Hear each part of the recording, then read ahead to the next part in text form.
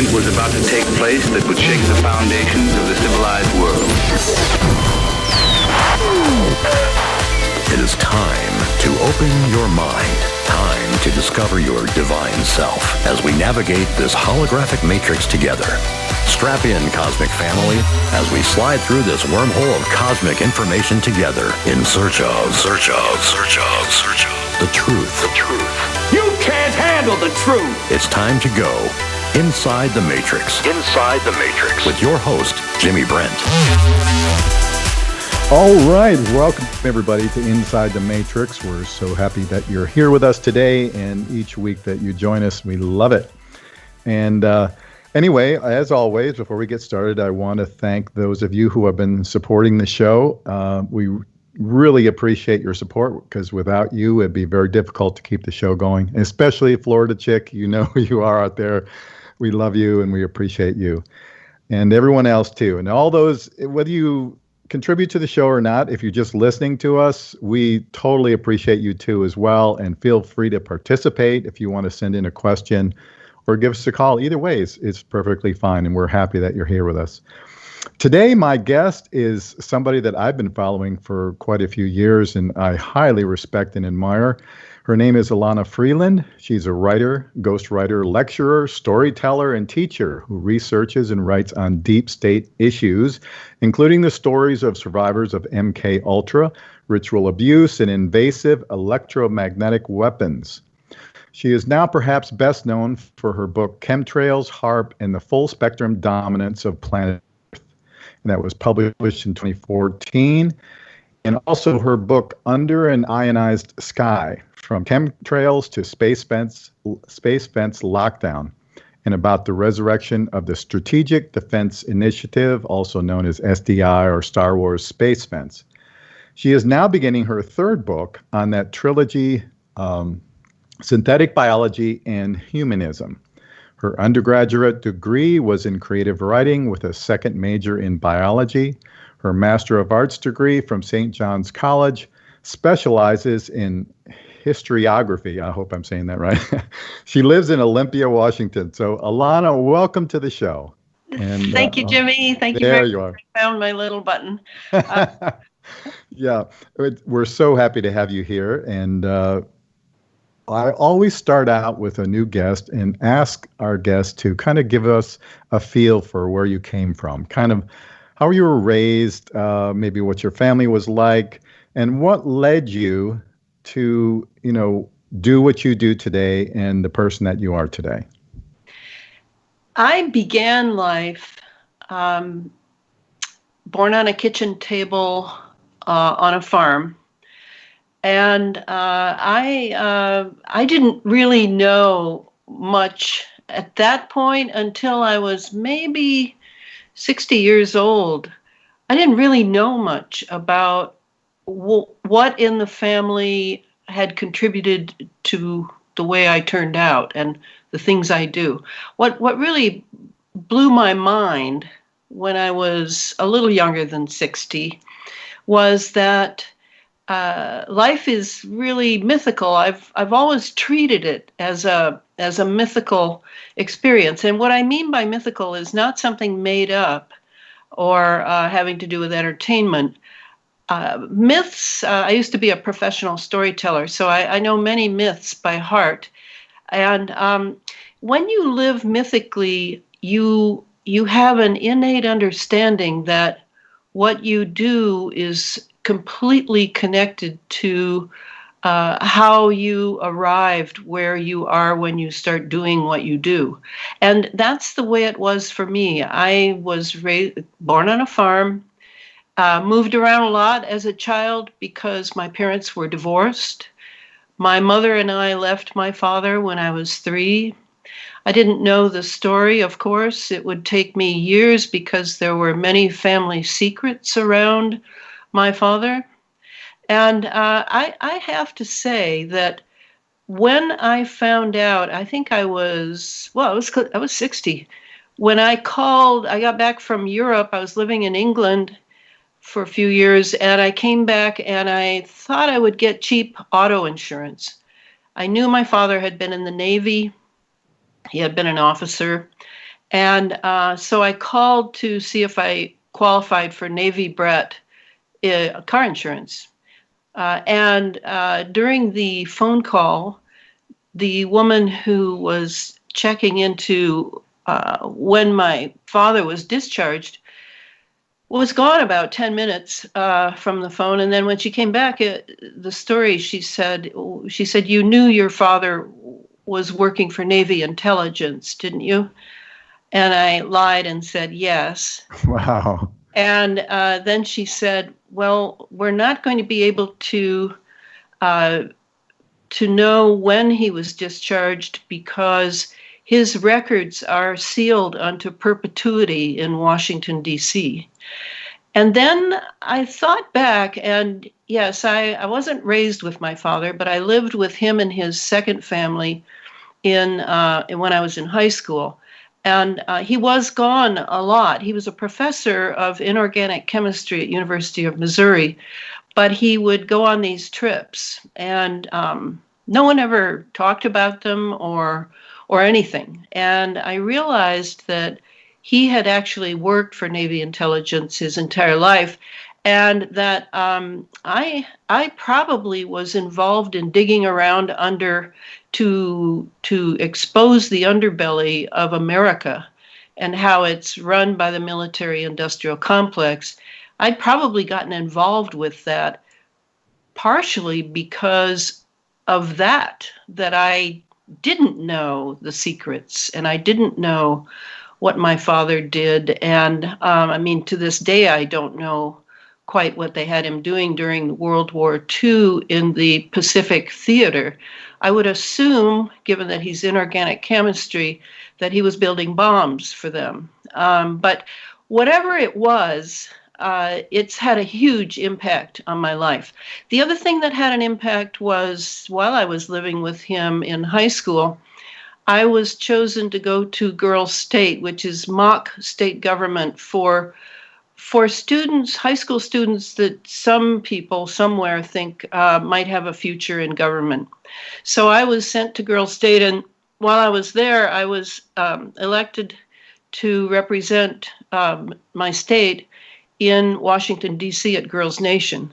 Oh. So in the summer of 1963, I went to Washington, D.C. and had spent a week. I was the librarian of Congress, very appropriate for me, actually. And then we had tea with President Kennedy in the Rose Garden. And I know Bill Clinton was there because he referred to it several times during his presidency, but I didn't know him. I do know that he was being groomed already because there are many, many photos of him in the Rose Garden that day. And I was plucked out because I looked a lot like Jackie Kennedy then. And President Kennedy commented on it. So a picture was taken. I became a 5-minute celebrity in my home state. And then I went back home and gave talks about my day with Kennedy. And 3 months later, he was dead. And I was invited back by the civic groups that had paid for my trip to give another talk. And it was a tremendous moment because I had to give a talk in front of sobbing, weeping Americans. And I think that was the beginning of my political consciousness, was the realization of what that could do to a nation, to people unprepared for such a public display of murder. And it had such a vast impact on me. And I think it's probably the biggest reason, that and my father's Navy background, of why I've done all the things I've done. I've started Waldorf schools so children would have a childhood. I didn't have much of a childhood, actually. I graduated high school quite young, and the 60s happened, and I was going all over the place, learning as much as I could about the nation and my generation. Fantastic time to be alive. Great sadness when John Kennedy was killed, and then Martin Luther King, and then Robert Kennedy. Then there were all murder and mayhem followed everywhere that I went during that very amazing time of, I don't know why it burst at the seams. I certainly can say the CIA played a big role, but not that doesn't explain it entirely. So eventually, I ended up doing a lot of what's called conspiracy research. People like to call it that. But it was really about what the heck happened to this country since John Kennedy's assassination. Because not one person has served a day in jail over that assassination, nor over Martin Luther King's, nor over Robert Kennedy's. And I let's at least say the persons that were actually responsible didn't serve time, right? That's right. We had scapegoats. Yep. I call them the wicker men. These were the wicker men that were chosen to pay the price for what the people in the shadows had done. Yeah, exactly. Right. And so I did a lot of research, probably at least 10 years of deep research, reading lots of books, making thousands of pages of notes. And I started in 1993 writing my Subrosa America series. And that is a fictional approach to a very historical period. I wanted to do it as fiction simply because I needed more room to comment on America and to salvage my generation, which had been written off by Time and Newsweek magazine as sex, drugs, and rock and roll, when the truth is it was some of that, for sure, but it was primarily a very political and spiritually in quest generation. So I think I show that in Subrosa America. It's 1,300 pages over 4 books, and it's a lot of history. I always picture it being on the shelf next to Howard Zinn's famous A People's History of the United States of America. Right. So that got me going where my knowledge base, by then I had a master's degree, but college can only do so much. I really needed to find things to read where the person was actually trying to tell the truth, not cover it up. and so I learned a lot. I learned a lot in those 10 years, and I wrote Subrosa America. And then Adam Parfrey contacted me when I got back from England in the early 2000s, somewhere 2005 or something. And he asked if I thought I could write a book on chemtrails. He was Feral House Publishing, and I'd done some work for him before. So I got to work. I had a file on chemtrails. I had a file on Harp, the High Frequency Active Auroral Research Project up in Gakona, Alaska. Mm-hmm. By 1995, I had read Nick Begich and Gene Manning's first book on Harp, Angels Don't Play This Harp.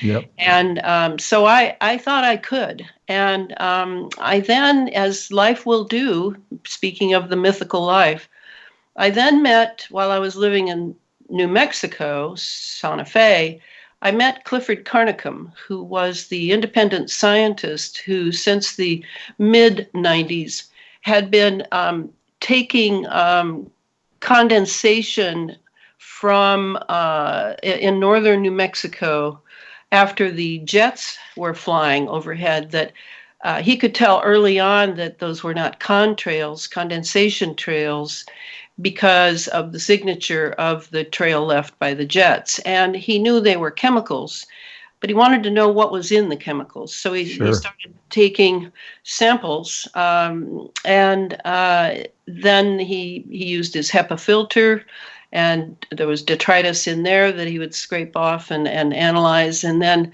there was the dew and the very little bit of rain that was coming down, and the snow in the winter. And we met at a breakfast, and we got to talking, and I had a biology background from undergrad, so I was very interested. And then I got involved in his big experiments of looking at what was in our mouths, in our saliva.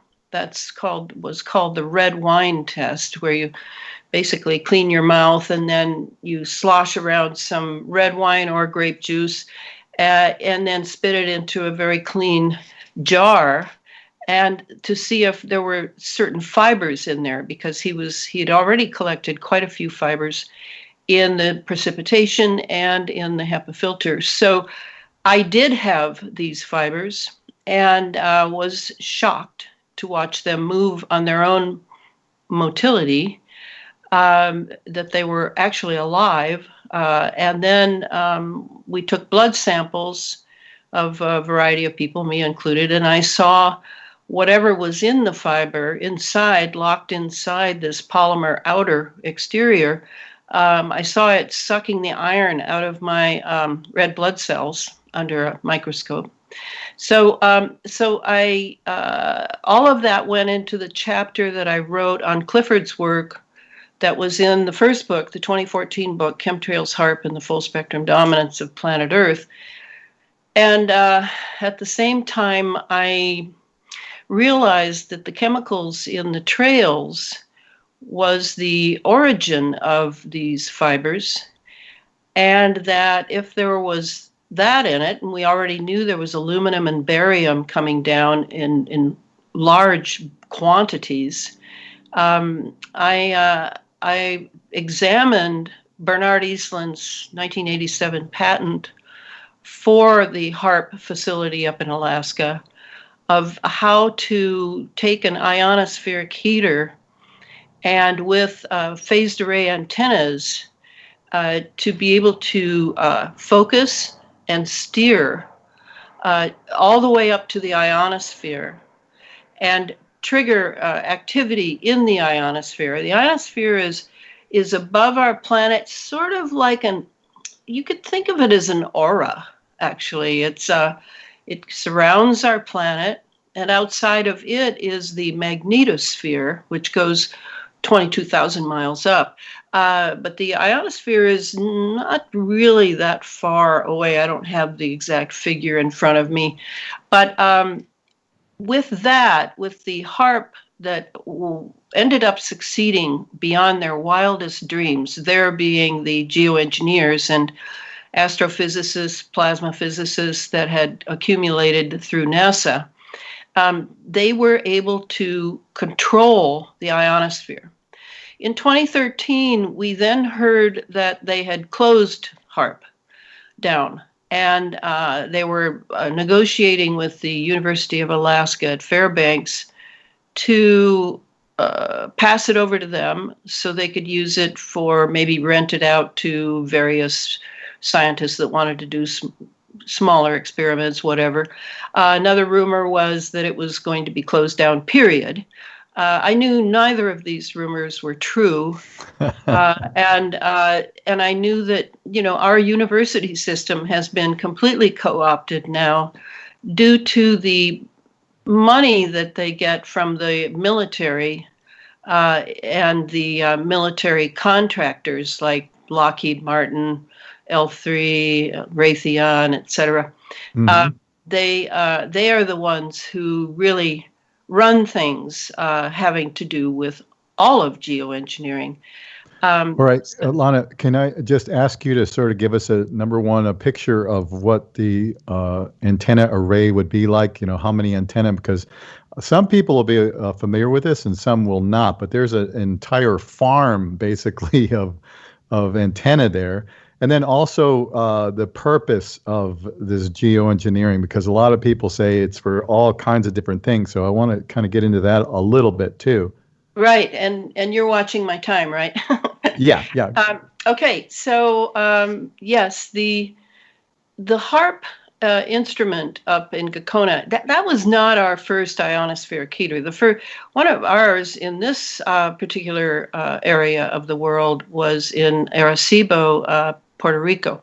And that one's pretty different from what Harp looks like. The Arecibo one looks like a giant dish, the usual dish that people are accustomed to seeing, and it's a radio observatory. So the Harp was, I can't remember how many acres, I think it was 13 acres of sort of wired antennas, all able to be moved as one up in order to focus their beams. They are transmitters, and they can focus those radio frequency beams or microwave beams up to all the way hundreds of miles up to the ionosphere. And the idea was to really be able to not just control the ionosphere, but to bring some of that electric energy of ions. And ions are nothing more than activated electrons. Right. Pop the electrons off the atoms, ionize them, and draw them down into our atmosphere. Now, the story was that it was for submarine communications. They would bounce these communications off the ionosphere, and then they could, kind of angle it out wherever the submarine was. That was just not true. There were many, many other reasons that it was happening. And there are actually 7 basic operations that are covered by geoengineering to this day. And though we're made to think that the geoengineering is entirely about weather control, or maybe you haven't even gotten that far. Maybe you're thinking it's about ameliorating climate change, ameliorating global warming, etc. Right. So there's a lot more going on than weather engineering. But I'll say this: I don't know of any natural weather now, and that may give you an idea of how extreme this geoengineering thing is.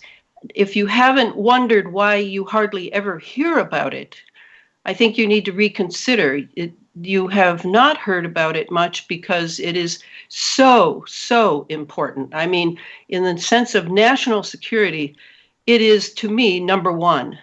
A lot of people might think that you don't hear about it because there's nothing important that you need to know. If you still think the media operates that way, you have a long way to go. There are 7 operations, but maybe I should wait until we come back from the break to go into those. What do you think?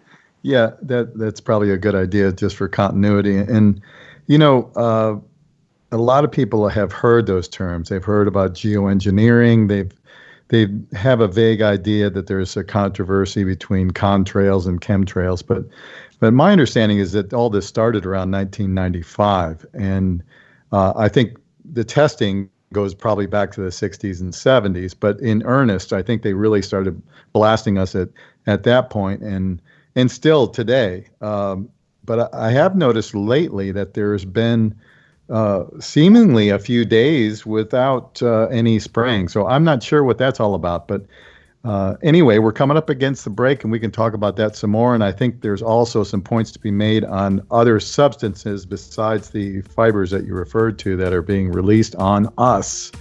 Anyway, you're listening to Inside the Matrix with our special guest, Elana Freeland. We'll be back in just a few minutes, so stick around with us. All right, welcome back, everybody. With our special guest today, Elana Freeland on Inside the Matrix. And before the break, we began to touch on the 7 operations of the geoengineering that we've been experiencing for probably 25 years now. Mm-hmm. And so, Elana, if you will, kind of walk us through those purposes. Right. Let me start by saying that Catherine, the investment analyst, Catherine Austin Fitts, really hit the nail on the head when she started talking about how it appears that the secret space program is alive and well. And she did that in the context of having sort of dug down into some anomalies in the American budget that it revealed that at least $21 trillion is missing, and no one can figure out where it went. And she posits the possibility that it went into the secret space program, and I think she's exactly right. And Yeah, I what agree. geoengineering is the handmaiden to the secret space program. And the secret space program really got going once Kennedy was out of the way. And it really is based, in my opinion, on the Soviet astronomer Nikolai Kardashev's 3 phases of technological achievement for that any civilization aspiring to a true space age must succeed in. And these are the 3. The first one is full spectrum dominance over our planet, over planet Earth. And when it says full spectrum dominance, it means just that. It's a doctrine of the military. It's probably the foremost doctrine. And it means the electromagnetic spectrum, yes, which includes us, because everything is frequency. Everything is some sort of pulsing resonance, and the first phase requires dominance over that. Okay, so that's what's happening now. When we look around and see the wireless world, I think we need to realize they didn't give us all of this for our convenience and our comfort and our entertainment and faster movie downloads. Right. No, this is entirely about full spectrum dominance on a frequency level. Okay, the second phase of Kardashev's was control over a planet's star, and that's our sun. So as we know, we're in a solar minimum. We keep hearing about it. Everything is getting blamed on it. That really is something geoengineering is up to, and the sun is actually being experimented on, and they're seeking to take the power of the sun and use it down here for their operations. The third phase is control over the galaxy. And that may sound like they're having like hubris problems. I mean, what the heck? They're going to be able to control the galaxy? I mean, it sounds like a fairy tale I used to tell years ago to children. No, I think it's very possible. I can see how it could be controlled, again, through electromagnetics, plasma, frequency, pulsing resonance.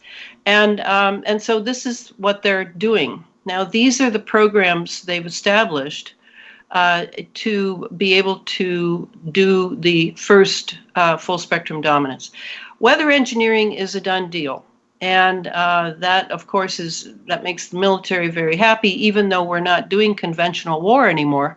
But the weather engineering has to do with power over the weather. Yes, hurricanes are being made electromagnetically and with chemicals from the jets that are flying, and not just the fibers are coming out, but many, many chemical compounds are coming out that either help to bring low pressure area up to high pressure or high up down to low, moving whole systems of water through the sky, bringing drought to California and Iran. There are many, everything you think about weather, including the clouds you look at up in the sky. Those clouds are not the clouds of yesteryear, where it was condensation and particles. These are plasma clouds. They are electromagnetically made. And how do I know that? Well, I've been watching clouds now for a decade, so I know the difference between a real cloud, which truthfully I don't think I've seen in several years, and the chemical clouds above. And you mentioned earlier, Jimmy, that you thought you'd had a clear day at some point with no chemical trails. I think that's probably not true, but they now have patented and have running a system by which they can lay trails, but you'll never see them doing it. And they improved the formula, huh? Oh, yes, yes. And that, that's what it's all about. So now, okay, with the weather engineering, I have to add this too. It's power over other nations, threatening them with weather events. It's experimentation here in domestic United States. But also what comes from engineering the weather is you can get a lot of electrical activity like we've seen here in the Northwest, where we normally don't see lightning and thunder and hear thunder. We've seen a lot of lightning. We now see a lot of lightning and no thunder. So that's an electrical event. That's not a nature event. They're able to feed the ionized atmosphere a little more electricity and kind of bump a few more electrons into ions, and by using engineered weather. So that's the first operational category. The second operational category is chemical and electromagnetic. And they're doing a lot of experiments with that because, as the electrical universe people say, and also the Thunderbolts project, I recommend those two movements that are now sort of turning science on its head. The chemical and electromagnetic experimentation is always looking for ways to conserve energy, utilize energy for their operations. And under this, I would definitely include all the plasma experiments going on up in the atmosphere. There are many, many, and you will see some of them. Some of them are pretty outrageous, like corkscrews that you suddenly see, or a big cloud that comes down to the earth and bounces on the ground. All of these are experiments in plasma production, because they want to use plasma as an energy source. And also they appear to be making plasma life forms, non-organic, but still life forms, if you can wrap your head around that. Intelligent life forms, or just something that can be controlled that lives? I don't know. I assume that might eventually happen, but to my knowledge, it hasn't happened yet. They're just making the life forms at this point, and then something else can enter it later. Okay, the fourth operation is directed energy weapons, and we've seen those in the Star Wars movies and science fiction. In California? Well, the fires are definitely part of this, and they are part of the, I think I jumped ahead to directed energy weapon. Let me go back one. The third operation, the planetary geophysical. Yes, the fires in California are completely geoengineered. No question about it. Those are not wildfires. Those are very accomplished fires made with actually nanotechnology. And I'm actually writing that chapter now for the third book, because my bio that you had was old, where it said I was just beginning a book. No, I'm finishing that book. That's great. Finishing is 2 months more than I thought. Okay, planetary geophysical. Yes, they can use hurricanes like down. A good example I always use is Hurricane Katrina that we had back in, I think it was 2011. Katrina was a way to redo that very important international port at the mouth of the Mississippi River there on the Gulf.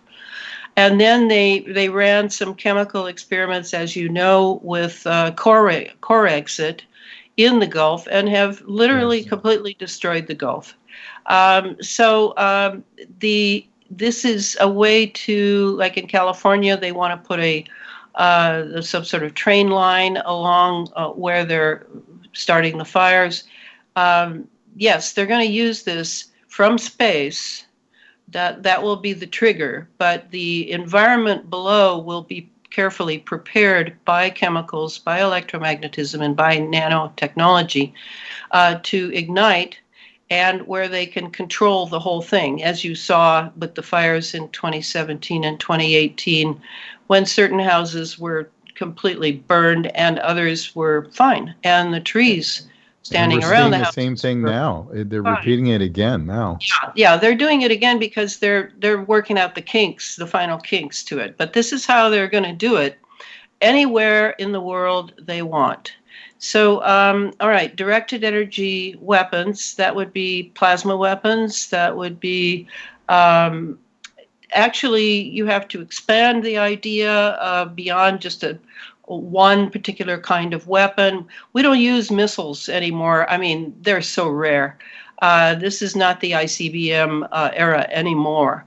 Directed energy weapons mean exactly that. We are using the electromagnetics of the environment coupled with triggering by either ionospheric heaters or lasers in order to ignite or propel.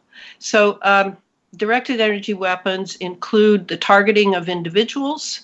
People are being, I would say about 1.5 million people in America alone are being targeted with electromagnetic weapons in an experimental fashion in their homes and their businesses right now. I know a lot of these people because they've found out that I understand how the weapons are used, and they know I'll believe them. It's a horror. It's beyond belief how horrible it is. But what can you do when you have psychopaths with their finger on the button? So the fifth is the surveillance and neural weapons. And the surveillance that we're all concerned about, our privacy. I certainly have no privacy in my life. I have people that come into my computer and they run my phone. I don't own a cell phone. I have a landline, but they run that anyway. So, privacy is over. And as I recall, that was a First Amendment right that we had. But the surveillance means much more than just the loss of our privacy. It also means that they will have access to us because they have certain frequencies by which they can access our brains, our emotions, our behaviors. And this is definitely being used. Is it all satellite? No, but some of it is. And then there's the triangulation of neural weapons here on the Earth with the cell towers, cell phones, etc. The sixth operation has to do with the last one in a way. Is digital biology, nanotechnology, and transhumanism. Now, we saw digital biology in action, in my opinion, and I've done a lot of, reading and comparing of various doctors talking about this, that, and the other. When we saw that happen in Wuhan. Now, I don't know if we saw it happen in New York City and northern Italy. I'm not going to say that we did. I think those were separate operations. But the Wuhan operation was a 5G digital biology operation. And by digital biology, what I mean is we are now shifting in biology from molecular biology, where you had to have actually the very entity of a bacteria or a virus, and then you would find a way to transmit it, either like through vaccinations or a pill or whatever. We are shifting to food. Digital and food. Yeah, digital. We're shifting to digital biology, which means if you have the frequency of that particular virus or bacteria or disease, you can transmit it electromagnetically if you have the right electromagnetic frequency going, which is at this point going to be 5G and 6G. So we saw a little bit of how it looked. Yes, I think that some of the other stories about what we saw were also true. I don't think it's an either-or situation. I think it's a both-and situation. And we all need to really pay attention to what we're looking at. If we did, we wouldn't be wearing the masks, because that does absolutely zero regarding what happened in Wuhan. Now, what happened in New York and northern Italy, etc., I can't speak to those because I haven't studied them nearly to the degree I've studied the 5G instance in Wuhan. So let me go to the nanotech just to give you a flavor. Okay, the nanotech is a very new technology. It is, what it means is a nano, the size of a nano is 1/1000th of a meter. So it's extremely tiny, not the tiniest, but very tiny, below micron level. And the nanotech is being sowed, would be a good word, like we're a farm. It's being sown in us by what's coming down from the trails that are being laid in the stratosphere. And these nanobots, primarily the nanobots, they are actually little computers, little transceivers. They can transmit and they can receive. And they're used in a lot of nanosensors. The military has had many articles about how they're dropping trillions and trillions of sensors in the upper atmosphere in order to make it sound like they're taking temperature and barometer readings for the weather, make it sound like they're just kind of checking how things are going around the Earth. But really, they are the atmospheres, both atmospheres, the stratosphere and our atmosphere, the troposphere, really are both being electrically used for many, many operations, one of which is the full spectrum dominance, as I already said. So the nanotech is a big deal because the nanobots, if we breathe them in, if we swallow them in GMO foods, if we are vaccinated with them, then they begin to self-replicate. And they self-replicate at a tremendous speed. And what they're doing is forming what Elon Musk talked about, the neuromesh technology that he is creating. That's what these are doing in our bodies for the masses. Now, Elon Musk's neuromesh may be for governors of states, like who are completely controlled remotely. It might be for certain individuals, but basically the masses are already being turned into networks via the nanotech that we are inhaling, ingesting from the sky. And literally everyone is loaded with these, right? Yes, there can't be anybody who's not, after 25 years of dumping on us, who is not completely loaded with us with this nanotech. I mean, we want to believe that only the people who have the lesions and the horror of what's coming out of them are the ones that have what has been called incorrectly, actually, Morgellons. Right. All Morgellons is, besides the fiber that Clifford Carnicom had to analyze, that fiber is actually a polymer covering of several types of nanotech inside the fiber, and he had to get in there and see. They are nanotechnology, and they are in us because we have been seeded, literally seeded, for the future of the internet. Because there will come the time when the internet will be all around us. And we will, it is our nanobots that will give us access to the internet if we, you'd think it has to do with if you want it. I don't think that's going to be the case. I think that the remote control over the nanobots is really the thing that I am most concerned about. And those will be AI run, just like the fires in California, AI run.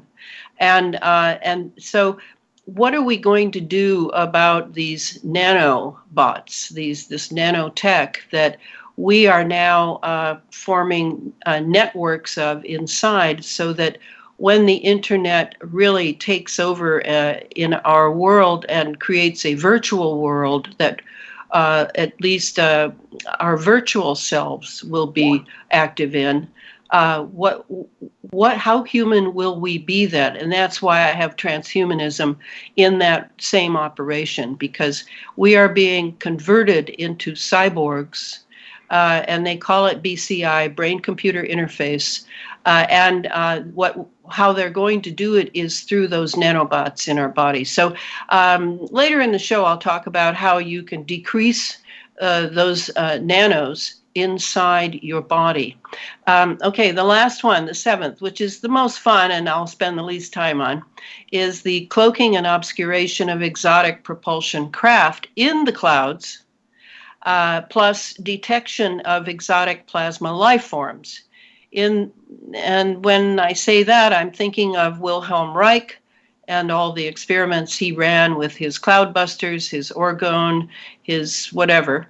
And Trevor Constable, who wrote a fantastic book with lots of black and white pictures of organic entities made of plasma in our atmosphere. And that book is called The Cosmic Pulse of Life. So those are the 7 categories that represent my scaffolding for how I write my books about this technology. And as I said, I'm almost done with book 3, and this will be the last book, I'm praying, that I write on the geoengineering question. It's time for the scientists to stop hiding in the shadows and protecting their careers, perhaps their families, perhaps their lives. It's time for them to come out and speak about this technology that is infecting the entire globe, way beyond what this coronavirus thing is. This is much more important than that. This has just been a stepping stone to draw us back into fear and terror for the globalists' agendas. So, my hope is that people will see how important this particular topic is, and read and study. Knowledge is power, and it's protection. So, even though it's unpleasant, it's what we all need to do. Absolutely, and it's hard for us to wrap our heads around that kind of evil that's running the world, but that's reality, people. Anyway, you're listening to Inside the Matrix with our special guest, Elana Freeland. We'll be right back. Stick around with us. Okay, welcome back, everybody, to Inside the Matrix with our special guest, Elana Freeland, and we're having a fun time and a wonderful conversation. Elana is a wealth of information, and we are enjoying what she's presenting to us because we need to know these things. And really, let's start touching on some of the things that we can do, Elana, to sort of maybe protect ourselves or maybe rise above, what's happening. Because we are powerful beings and we are spiritual beings. We are divine sparks of the Creator, and a lot of people have not come to that conclusion yet. But yet, it's still reality.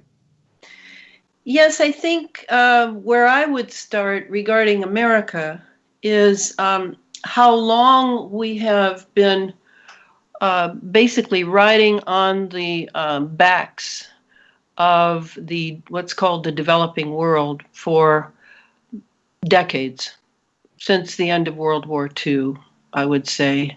We don't like to think about that. We like to think that we're humane and democratic, and we don't want to think about the people who have labored for our toys.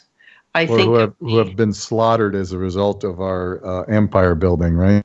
Yes, as we look the other way and are just glad that nobody's coming on our shores. So, let's really look at this. I don't think that we are the victims here so much as that we have allowed these psychopaths to run everything. And for me, I think of it as the deep state. Mm-hmm. And I hold out for the fat lady singing later when some of the forces that are now moving against the deep state, and they are moving against the deep state. I don't want to go too deep because I know how offensive that kind of talk gets. And triggering. Of programming, because, right. I would like to talk about that a bit, of how the American has been programmed. It's not something that you would be aware of, but, I am a person who spent 10 years studying MKUltra. I know how mind control works, and I know the difference between actual mind control and conditioning. Now, culture always conditions people. And American culture is no different. We get conditioned to think we deserve cheap food. A lot of places in the world don't have cheap food. We get conditioned to think, well, we deserve to have cheap gas. A lot of places, especially in Europe, don't have cheap gas. So we've sort of paid Peter to rob Peter to whatever that says. Hey, Paul. Yeah. Right. In our way, as long as we're comfortable, we have our comforts and our conveniences. And yeah, we've had some peaceniks who, maybe have a protest and wave a sign about, getting out of Iraq or getting out of Afghanistan or whatever. But we've been conditioned to completely be accustomed to war. I don't know. Has anyone noticed that we have not gone to war once in the last 4 years? Has anybody noticed? As a matter of fact, troop levels overseas have gone down considerably. Absolutely. I've noticed some really good things that are coming, and I also am privy, because of some of my international connections, I'm privy to the fact that that something is fighting against the deep state and trying to pull the roots of it out through the pedophilia industry, the adrenochrome industry, these things that are absolutely, you think I'm talking about horrible things. I'm telling you, there is horror being manufactured right here in the US of A. So let's consider that this is an opportunity to awaken to the reality that has provided all these material comforts and goods for us. Let's consider that we now get to really know where they came from. Yep. And how they were arrived at, and how criminal they really were, how the deals were cut, who cut the deals. This is a fantastic opportunity for consciousness development, right? That we're not living a fantasy and a lie, that we're actually right here in reality, and we want to know the truth. Because I'll tell you a secret, without the truth, you will never develop true consciousness. Never.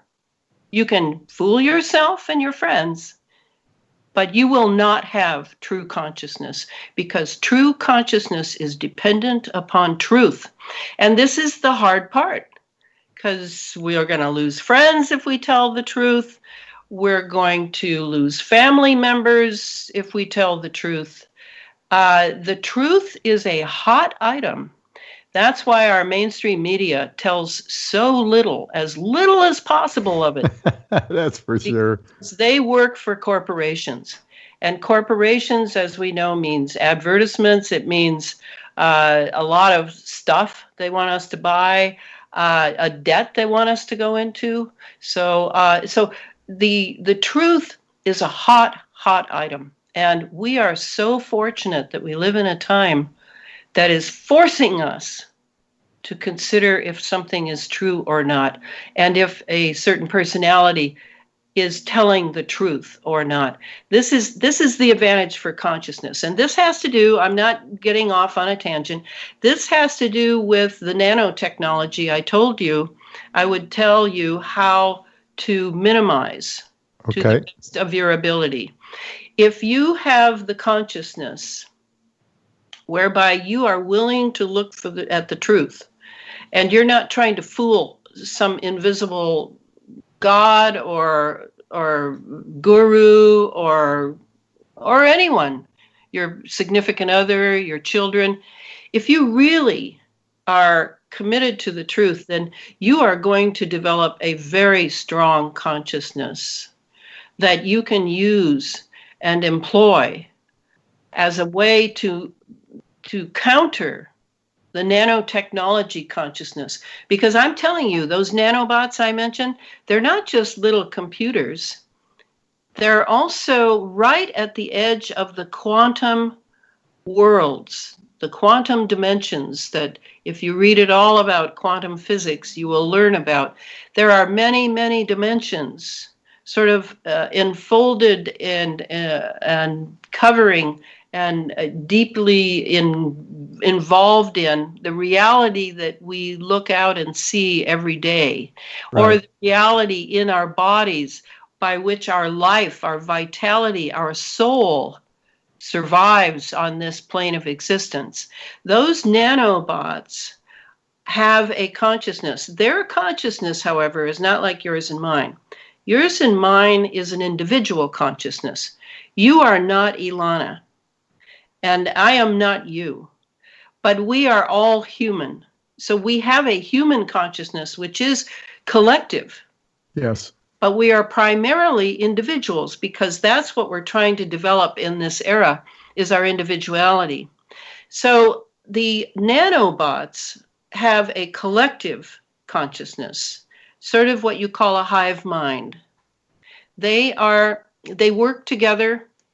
They move in sync with certain frequencies that are, in my opinion, remotely triggered in them by what I call the laptop boys. The guys that are sitting in Colorado Springs or in Virginia, Utah, running things along a very big level through the nanobots. So I've got nanobots in me. I know that. I've had an outbreak in my legs a couple of years, 3 years ago, baby. And it was all about me going to visit Clifford Carnicom. I didn't figure that out right away. But I had an outbreak on my legs, and I know what it looks like. And it was very, it was uncomfortable, but it was not awful. Not awful. It was, I could do it. And I got to where Clifford was, and we scraped my legs to get some data that we could put under the microscope and see what I had. Because was it the fibers? We saw some fibers, but not many. But we had a lot of crystals coming out of my pores. Interesting. And so we looked at it under an electron microscope, which is 5,000 powered. And we spent a lot of time on it. When I got back home from having been there, I drove back home several hundred miles, and within 3 weeks, my legs were totally cleared up. And I went, what the heck? What is this? I was eating the same. I was sleeping the same. Everything was the same, but I was back from my trip with Clifford. And that's when I realized, bingo, they're being remotely triggered in people. So these people with the lesions and where it gets very difficult for some people. Some people have died from the network, the fibrous network that forms inside the body. That it's all still experimental, and it's being done remotely. So now they're all working in concert, all the nanos. They're working and they're listening for their master's voice, is the way I like to put it. They're waiting for the guy who's running them remotely. Yeah. And I have a consciousness which is pretty decent, and I work at it, and I have developed it for many years. Surely my consciousness can overcome their consciousness, and possibly even their laptop boy controller. This is how I think. We're on the precipice of a new technology. We've never had nanotech, to my knowledge, historically at all. This is new. They build these nanos with atoms. So we're on the atomic level, just like the Manhattan Project was on the atomic level when they were shattering the atom. Yes. This is a new type of technology. So I say to myself, let's give consciousness a chance here, that my consciousness can overcome this technology's consciousness.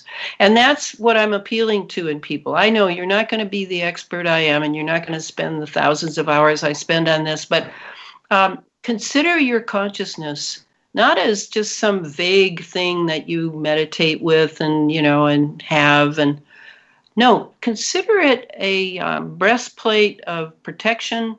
Consider it a weapon. Consider it something you can wield and against or for the forces that are now active in this world. That's how I see it.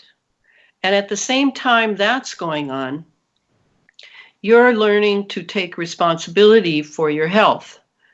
Because I'm telling you that hospitals are turning into not only murderous places to be, but they are also turning into sort of engineering labs.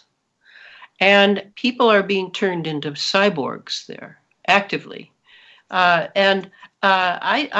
haven't been to a doctor since I was 13. Good for you.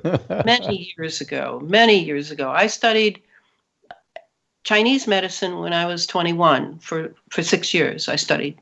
I thought I was going to be one of those people, and I was on my way to Asia when my life took a different turn. So I use Chinese medicine. I use yin yang, which is nothing more than acid alkaline. I translate it into what I eat.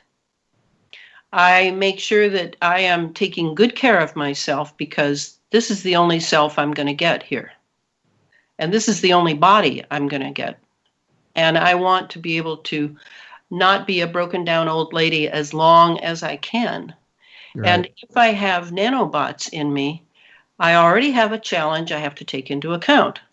So that's how I want you to think, all your listeners to think of themselves, is it's time for you to take responsibility for your health and give up the great white doctor and Absolutely. The great white hospital. Just done. Our healthcare industry was long since taken over by the pharmaceutical companies, which have a completely different agenda. It's about profit and control. It's not about anyone's health, and that should be abundantly clear to anybody who's looked into it at all. But they have taken away people's confidence in themselves. I understand that, but there are other forms of healing. And certainly Chinese medicine is brilliant. It's 5,000 years old versus 300 years for Western allopathic medicine. Do you think that makes a difference? That makes a huge difference. It's funny how they refer to natural things like Chinese herbology and Chinese methods as alternative when it should be the standard. And actually, the allopathic method is the alternative.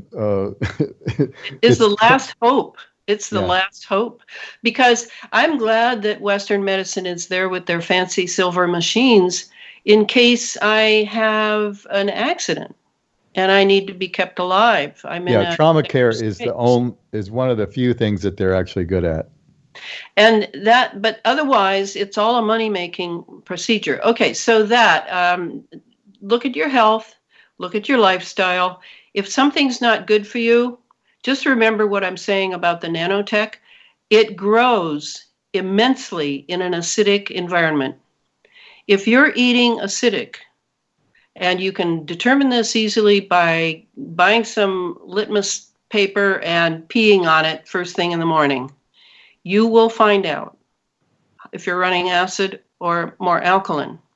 You want to have a balance. You don't want to just be all alkaline, because that, believe it or not, yin produces yang, yang produces yin. That will turn into acidity if you're extremely alkaline. So anyway, it's a long story. And so this is the time. Very exciting, whole new way of looking at your health, whole new way of looking at your consciousness. And then there's always a very good place I can send you now for good advice on the nanotech. Tony Pantalaresco. Oh, please spell that for us. Tony Pantalaresco. Pantaleresco. Tony is a Canadian herbologist, and he, for 10 years, has been tracking nanotechnology and how we can beat it. Tony had Morgellons quite severely, and he has found his way through it.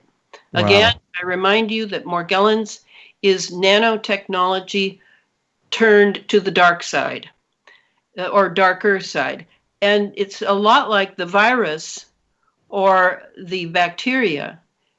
These two are nanotechnology. They're nanoparticles, and they can be engineered to be diabolical against us. But basically, they don't exist except as nanoparticles until the cell turns unhealthy, in which case the virus will arise. And you've heard this from some of the doctors on the web during this so-called pandemic. So, it's exciting, it's challenging, and if you find yourself going straight to fear, ask yourself how you were conditioned to do that. When did that conditioning start? You want to confront it and send it out. It's like Satan, get behind me, as it says in the New Testament. So that's my pitch for true consciousness. And I'm not talking about meditating or praying or living a pure life. I'm talking about the awareness that truth is essential to a really good human life, no matter what's going on. And that then we can turn and look at the nanotech after we have put whole foods into our diet. I, by the way, eat organically. Tony and I disagree on that. Tony says it doesn't matter if it's organic or not. I don't agree. I think organic is far superior, even though organic farms now are being completely besotted by the particles falling from the sky. Mm-hmm. And you can find that in any organic food department of veggies and fruits. And you have a nice little 60-power microscope. You just lean down and take a peek, and you will see thousands, millions of fibers on organic food as well. But it's still made by nature. It's food made by nature, not in a lab. That's what GMOs mean, genetically modified organisms. We must eat from Mother Nature so that we don't turn into a GMO. There's an interesting place here in Las Vegas that I keep talking about going to visit, and one of these days I'm actually going to do it. But it's an indoor hydroponic growing. It's like a giant warehouse, and they grow a lot of organic food, for some of the local restaurants here in town. And I think that's what needs to happen almost everywhere, is we need to build these huge hydroponic warehouses full of food, and build these systems that give the plants the right nutrients, and they're not subjected to the stuff in the sky and all this, falling in there and contaminating it. Yes, but I think, make sure you check the lighting. See what lighting they're using. If it's LEDs, that's not good. Yeah. Skip it. Yeah, it's got to be natural light to really be effective. So I'm anxious to check that out, because I think that's a good concept, and it definitely step in the right direction. And also, I want to remind people that everything in our world, we're living a holographic world, and everything in our world, from the hardest substance you can think of, if you break it down in an electron microscope, you'll see there's nothing but light particles.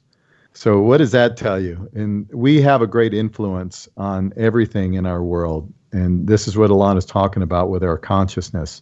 Right. So we can't sell ourselves short with our ability to influence our environment and at least our own personal environment for sure, if nothing else. And collectively, we can have an influence too, because our thoughts, the concept of prayer is nothing more than concentrated thought as far as I'm concerned. And what we're doing with our thoughts and prayers is putting out into the collective consciousness what we want to happen. And we're making those ripples out there, and people will get the message. We are all connected.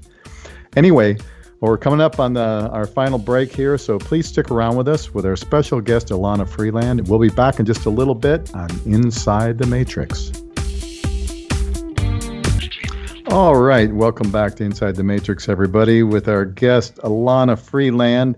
Before we get back into it, we had a question from the chat from our good friend, the Florida chick. She's asking, does Elana have any suggestions for combating the effects of 5G for those of us living in apartment or condominium complexes? Even if we do not have it in our individual units, we still get hit from our neighbors. And does orgonite work? And if so, is there a specific formulation or vendor place to get it at? Gosh. I mean, 5G, it's such a weapon. Because of the satellites and how we're going to be sandwiched between the satellite 5G and the 5G here, I really think people ought to move. I don't have any magic solution to the 5G. I know there are people who are looking at the usual defenses of paint. It's a paint and leaded paint, right? Yeah, well, it's a special paint to keep. I don't know if it's leaded, but it's to keep out radio frequency, and it goes on the walls, and it does work. I've known people using it, and also there's the special cloths that people are now putting their houses in. Jamie Lee, who does A Plain Truth. Yeah, he's been on the show. Yeah. Yeah, he's a videographer, and he just sent me a picture of his ranch house that is just amazing. He's put up some sort of material that will deflect all radiation. And Jamie would know more than I do about it, because I simply am following the trail of how it works, and certainly now I'm following the trail of how it works biologically with this digital biology. Yeah, and there are some, if you do a search on the internet, you can find some people have come up with things that again, you have to use your own discernment and you research it yourself to see what's real and what's not, because I'm sure there's plenty of scam artists out there telling you that it's going to work. But if you can find some real science behind it, it'd be great. And things like shungite are supposedly good for personal protection. See, the thing nobody's taking into account because they don't know about it is the nanotech. This is a game changer. This is all about because to run the nanobots, 5G will be the true way to do it, and probably the 6G as well, because the 6G will be all about turning it all over to AI. So when people have these solutions, are they taking nanotech into account? Now, I know Jamie is, because Jamie knows all about the nano stuff, right, like you do. So it's a poor advice, but that's the best I can do. Sorry. Sure. And one thing that I wanted to get into, and we kind of touched on it on the break here, was that the idea of technology up in the sky, a actual sun simulator. And what gives me some credence to this whole idea is that I remember, maybe 30 years ago, I'm not sure exactly when it happened, but the sun used to be yellow in color. And I remember as a kid having my crayons and coloring, the sun was always yellow. You look up in the sky and you see the yellow sun. But the sun changed somewhere along the line and became this white thing, white light That's up right. there. Yeah, So, LED lights. so yeah, you want to get into that and what you think that's all about?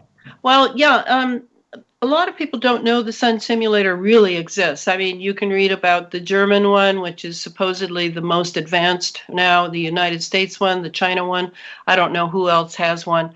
But what is most interesting to me is, like, what's the purpose? Well, there was the internet rumor that our sun was not working anymore because we're in a solar minimal. Well, that's ridiculous.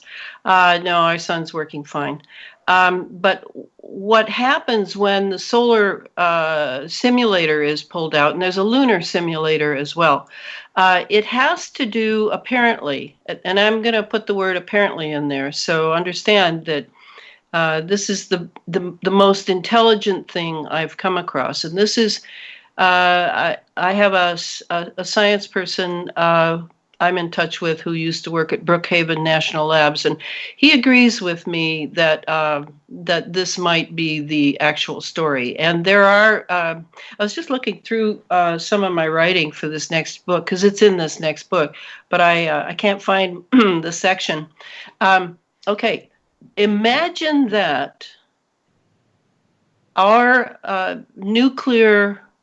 terrible nuclear industry is using the solar simulator to hide the fact that there has been so much leakage in reactors that a radiation balloon has formed on the scale of even possibly a small planet of plutonium-239.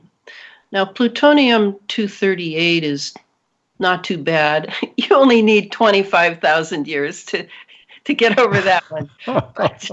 But the plutonium-239 is far more than that. And if it really is true that this balloon, I don't know what else to call it.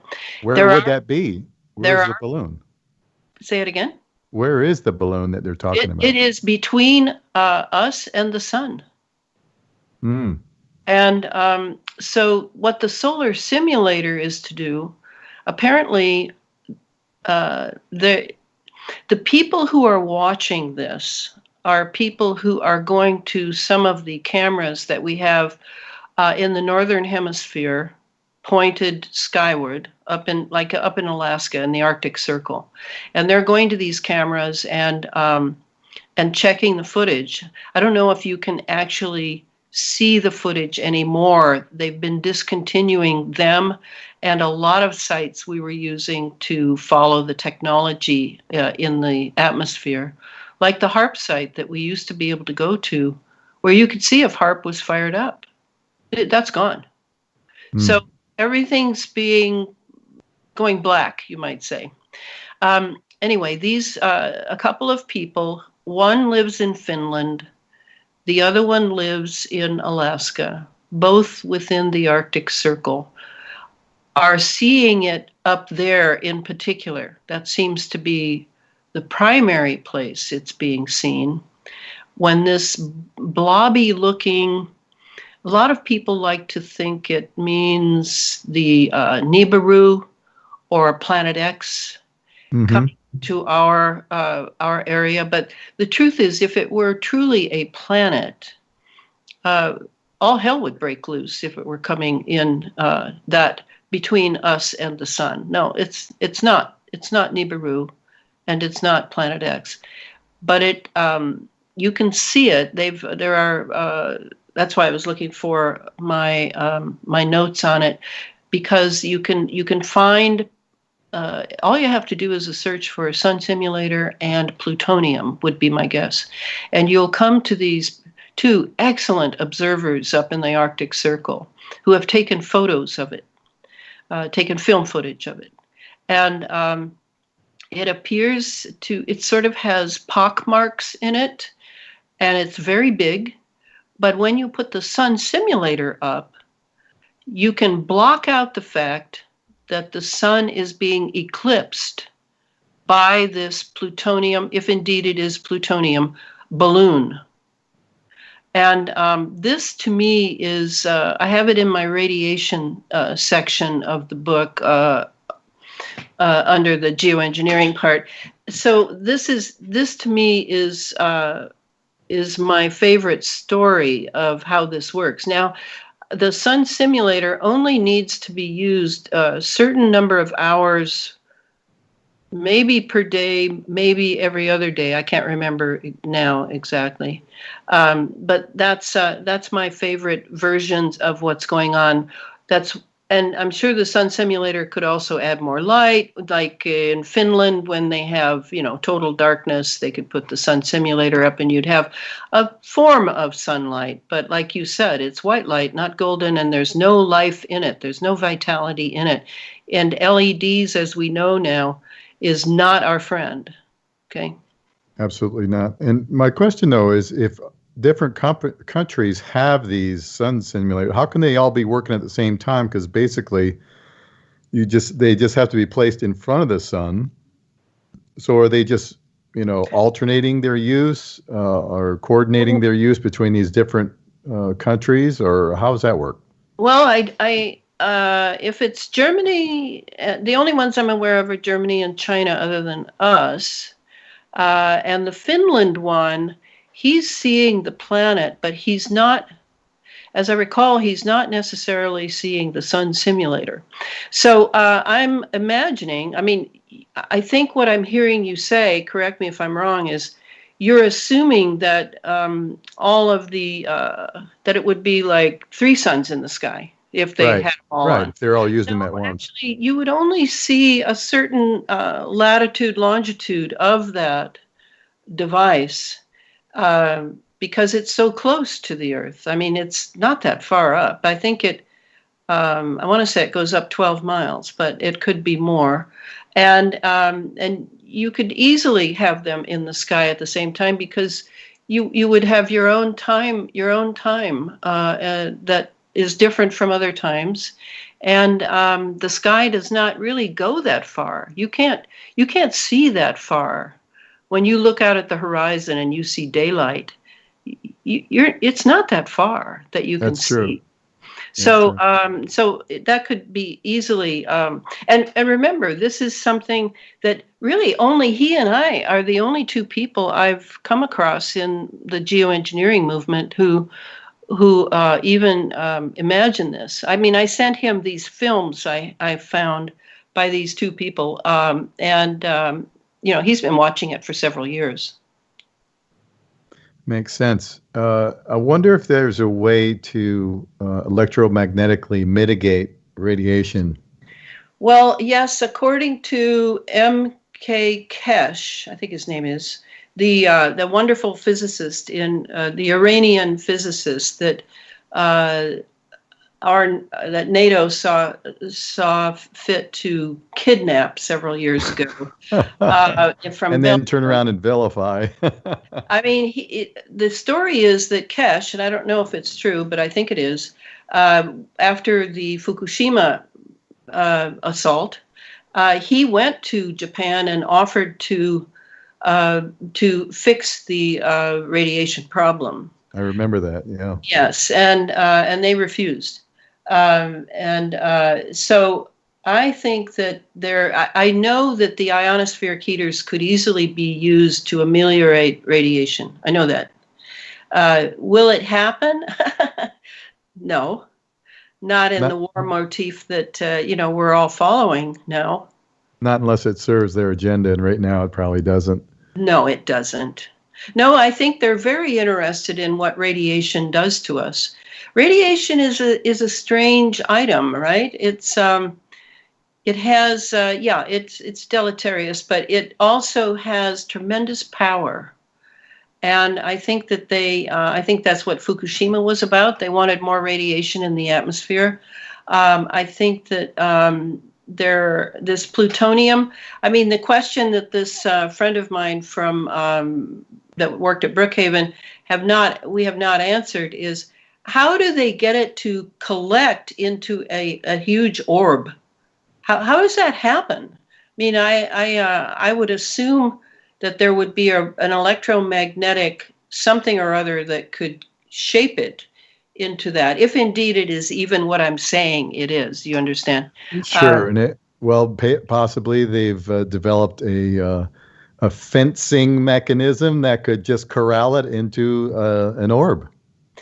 Yes, and you, of course, I have not mentioned, but you, of course, realize what a catastrophe it would be if that burst.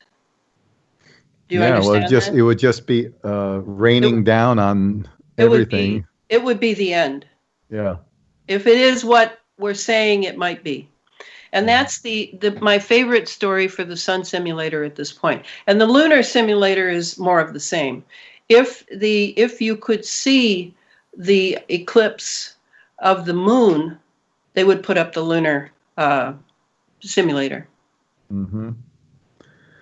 Well, I know a lot of people speculate that a lot of these moon eclipses are actually not the sun at all eclipsing, but some other type of. Exactly. Bingo. Yeah. Bingo on that.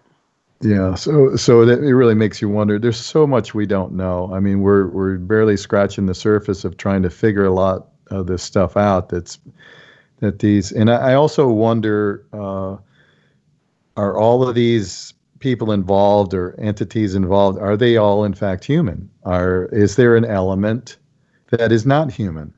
Yes, I mean, the way I look at it, I don't do the alien thing, and I don't do the importation from Alpha Centauri or anything, but I know there are entities on our planet, in the atmosphere, in the ocean, anywhere you could possibly look. Like in my living room now where I am, I would assume there's whole bunches of entities drawing near to, one, hear what I have to say, two, they're just here. I don't know.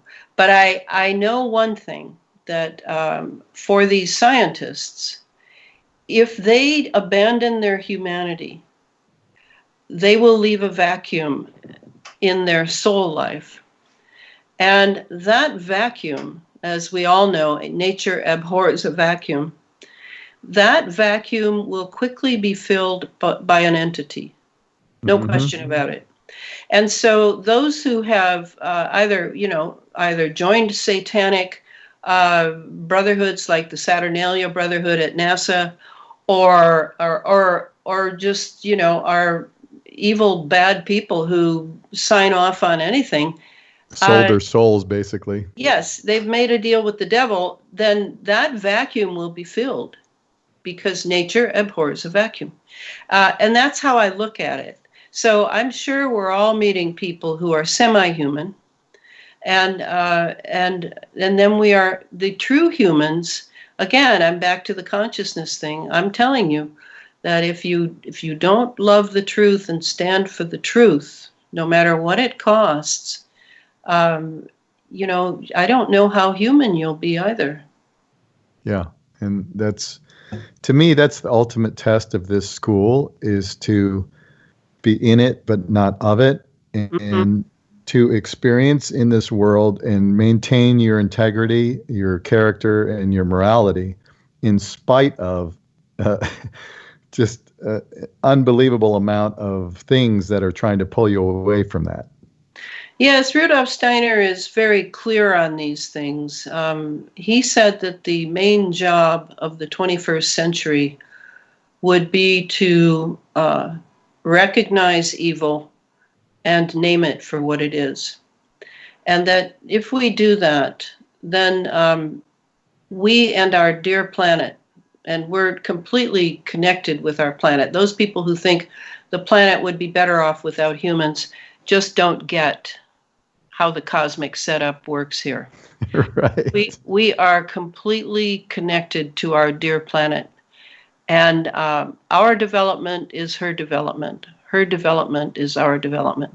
And this is why we can defend her by clinging to the truth, and standing for humanity and standing for the planet. This is what I've been doing with the geoengineering. As I told you before the show, I've lost all my friends. This is not fun stuff. And maybe some people think that unless I work at NASA, I'm not going to be able to know anything. They obviously don't understand the nature of thinking. Thinking is an amazing thing. In fact, I pulled this out just to read to people to show you how amazing Steiner is. He said, "Thought is the essential nature of the world, and individual human thinking is the phenomenal form of this essential nature." Now, I'll read that again, because most people don't listen the first time. It's Thought wonderful, yeah. is the essential nature of the world, and individual human thinking is the phenomenal form of this essential nature. And then he went on to say, there are three great enemies of the soul: naivete, illusion, and lack of discrimination. So yes, keeping that in mind, right? Mm-hmm. As we look at all this, it's not about how it makes you feel, the emotions you feel. I'm pretty ruthless. People say, "Oh, Elana, that's so dark. I mean, it's so dark." And I say, "Your point? So you go into the darkness with a flashlight, which is basically my thinking. I'm going into the darkness with my thinking on, and I'm seeing what I can see, and I'm sharing what I can share for the benefit of humanity and the earth."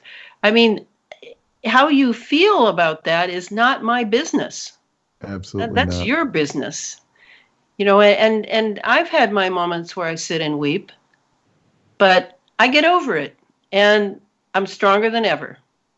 And truth is a very high vibration. So that, when we talk about consciousness, standing in your truth, having the intent to seek the truth is really where it's at.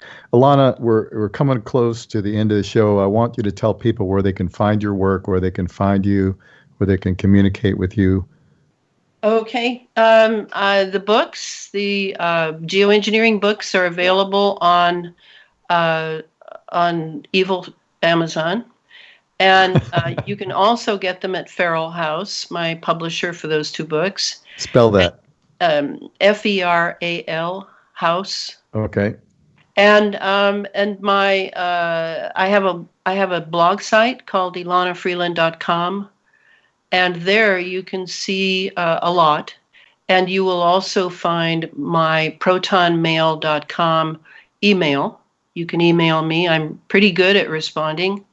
And then I have two Facebook sites, both closed, both private. You have to ask for permission to join. I'll go to your site and see if I think you're a good match. And so you can do that.